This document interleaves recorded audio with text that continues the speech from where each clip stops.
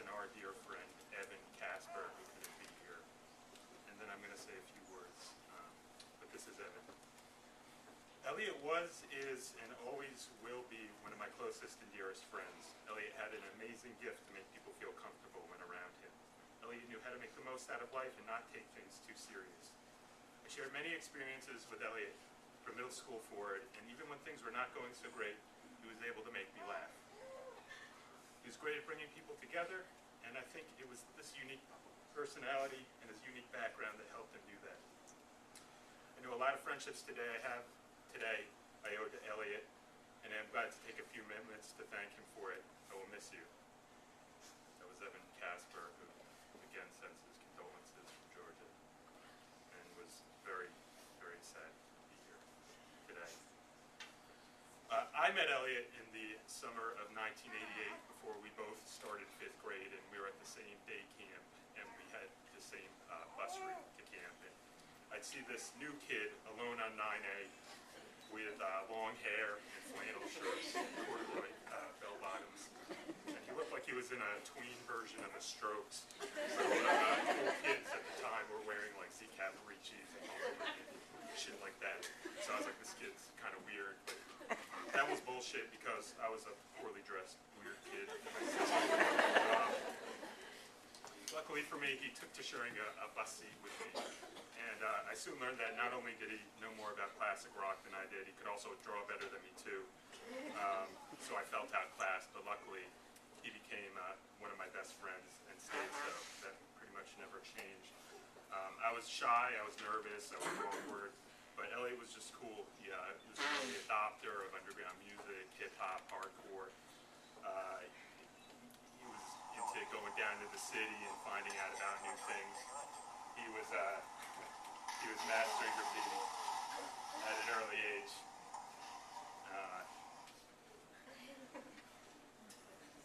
And although he wasn't exactly central casting for this role, he was our homecoming king. And if any of you were not from Hendrick Hudson High School, that was actually true. He was our homecoming king. And he had high approval ratings. You know that Ferris Bueller quote, the sportos, the motorheads, geeks, sluts, bloods, wastoids, dweebs, dickheads, they all adore him. They think he's a righteous dude. With all due respect to Ferris, he had nothing on Elliott. You look at Elliott's Facebook wall, you look around this room, and you'll see that. You'll see b-boys and soccer moms and hardcore kids and dorks and vacos, locos, punks, guidos, stoners, straight-edge kids, drunkies, rabbis, rastas, psychos, preppies, meatheads, nerds, cops, criminals, white, black, Hispanic, young, old, they all adore him. But what was great about Elliott was he loved them all back too, and he was proud to know them all, and to call them his friends and his brothers and sisters, to have them in his life, and he wasn't too cool to let them know that. And I regret not letting him know that I loved him, not enough, and I'll regret all the times I wanted to talk to him but never picked up the phone to call. I don't think Elliott was much for regret though, and I think he'd forgive me like he forgave everyone. So let's not dwell on the regrets. Let's honor Elliott by taking a look around and seeing what's good in life and good in people. Elliott was all about friendship, so I think he'd be happy to see so many people coming back together and hopefully new friendships being made today, even under such tragic circumstances. So if you see someone you haven't seen for a long time, or you haven't been friendly with necessarily recently, or who you've never seen before in your life, just say hello and share a thought or memory of Elliott. And you'll both smile and laugh, and Elliott will be smiling and laughing too. I miss you already, Elliott. You were a friend and brother to me, and I'll treasure that, and I'll never forget you.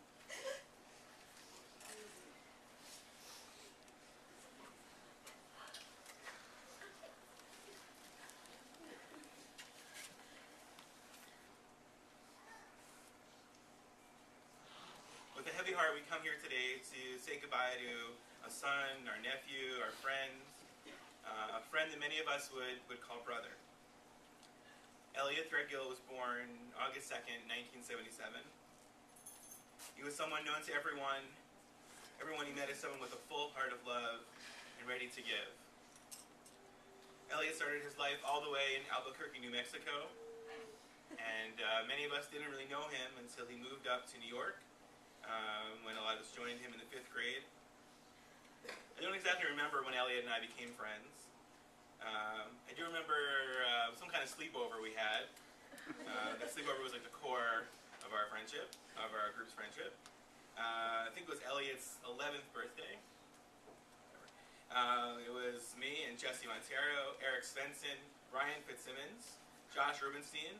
I don't think Yanni Huapanami was there, but there was a bag of Cool Ranch Doritos. We had one goal, and that was to beat Contra. And say it with me, up, up, down, down, left, right, the ABA select start. And we did it. Before that, I didn't think Elliott and I were going to be friends. He didn't seem to, talk to me very much or like me very much. But from that point on, from that sleepover, we were pretty much inseparable. There were tag sales and trips on the bus, manhunts, which I think we both hated. Elliott would not go to the movies. Elliott would not go swimming. We formed a band early on. Elliott was probably the only talented one. He had, I think it was his first album cover though. We named the band Burnt Toast with Rancid Butter. Elliott and I also spent two camps at summer, two summers at camp. And then we had to go into high school together. Elliott always talked about the first day of school, like the entire summer. He would talk about, what he was gonna wear, how it was gonna be like, and really was excited to go back and see everyone, which I was not excited about. And Elliott also really liked to talk. Really, from when he was 11, he really just could have these long conversations all the way into the night, and I just wanted to go to sleep. But Elliott really, and I really, I don't think I've had a long conversation with someone like that in a long time, with another friend like that in a long time. These conversations we had were about life, the life we're experiencing together. When I left for college, we didn't keep in touch very much. I've made other friends, and Elliott's made a lot more. But I really never had another friendship with anyone like I had with Elliott. It's a cliche, but Elliott was like a brother. But it wasn't just that. Elliott really became a brother. Those late night talks, the trips, even and probably because of the stupid fights, I look back at our friendship as really the deepest friendship I've had. But I wasn't Elliott's only friends. In fact, it sort of surprised me how many friends Elliott actually had.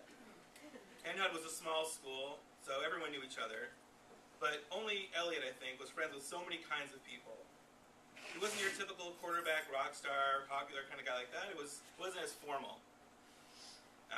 People just liked being around Elliott. People felt natural. People felt unjudged.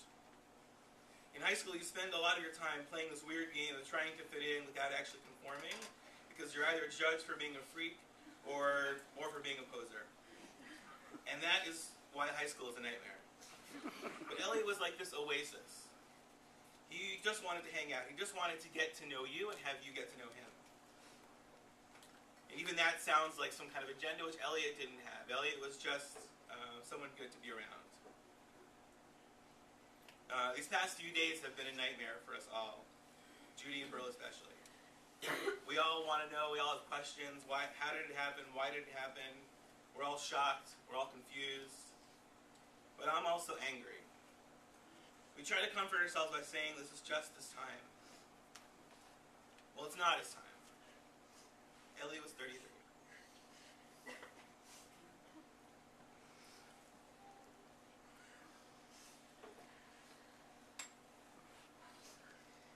In the Jewish calendar, we're now between Rosh Hashanah and Yom Kippur, a time where we're begging God to forgive our sins. But I don't forgive God for this sin that he's done. In the funeral liturgy, we say that Jews say that God is the true judge. And even though we don't understand why, we believe that God has decided this. Just as random as life begins, so random is death. And although we can't understand the logic that such a pure, kind, warm soul gets taken from this world so young, we accept that God has decided this. And I believe that God has decided this. But I do not understand why, and I am angry about that. And I don't think any of us really ever understand why this happened. The Bible also tells us that God puts before us a blessing and a curse. Basically good things and bad things. And we're constantly having to deal with that. Today we are faced with a curse. We are faced with a terrible, terrible tragedy. We are faced with this loss of such a wonderful person. Someone so uniquely good to all people. As Braule reminds me, his father reminds me, there was no one else like Elliott. And I feel completely cursed to have lost a brother today. That is, looking at today feels like a curse. That is the curse of his death and the curse of the void that we can't fill. But I hope also in this next year, and maybe in the years to come, we can also remember the blessing with that curse. The blessing that was Elliott's life. The blessing of someone that really listened.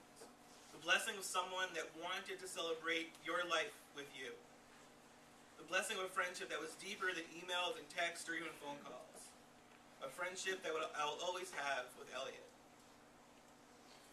All of us also have a blessing. A chance for us to learn from Elliott's life. Elliott knew who needed help and found ways to help them. Elliott cared so much for his parents, more than anyone that I know. I know I certainly need those lessons in my life. We all could use the blessings of Elliott's life to help us be there more for our friends and family. So as we see a light that's dimming today, a light that was Elliott's continued light, we remember that blessing that goes on and the memory of that blessing, and not only as just something we put up and something we remember and we look at, something that can continue to enhance who we are as people.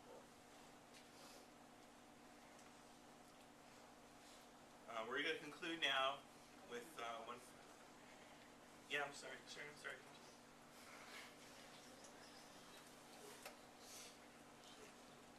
Very difficult because this is the most devastating thing I've ever lived with my life.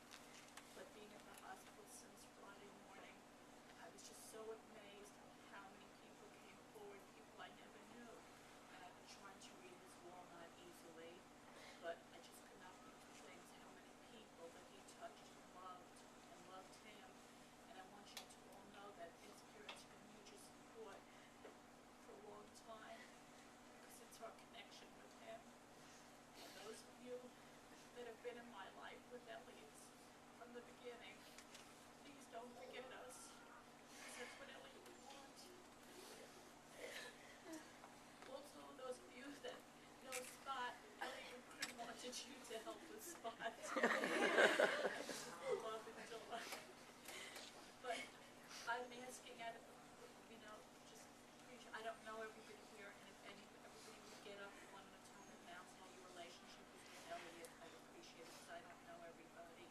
I mean, there's people like Kim that I've known for many years, and of course Andy and Jesse, and Shelley, and Dina.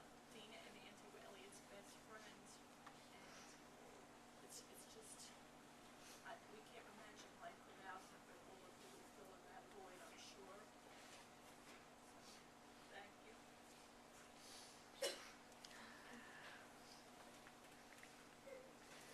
Actually, after we finish, Judy and Braule will sit here on this couch, and people are welcome to come and give their condolences, and also, as Judy mentioned, would love to know you and who you were and how you were affected by Elliott.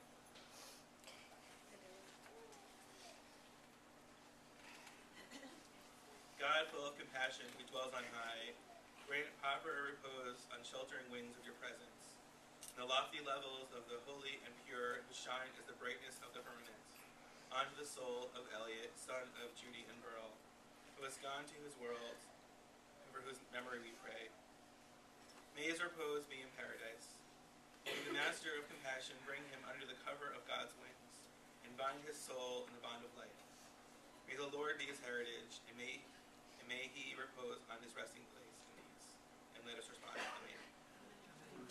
El Malei Rachamim, Shohei V'Amromim, Amotzei Menucha U'Nechanach, Emtei HaShechina, Elot HaKedoshim V'Torim, Kizov HaRikia Ma'atirim, and Yishma Elliott ben Yehudi V'Baro, Shehalach L'Olamo V'Avor She'anachnu Mitpanim Ba'ad Haskarat Nishmato, V'Gan Eden Tiyeh Menuchato, L'chein Balei Rachamim Yastirehu, V'Seter K'nafav Le'olamim, V'Yitzor HaHayim Et Nishmato, Adonahu Nachlato, V'Yanu Al B'Shalom, Amishkavo V'Nomar, Amen.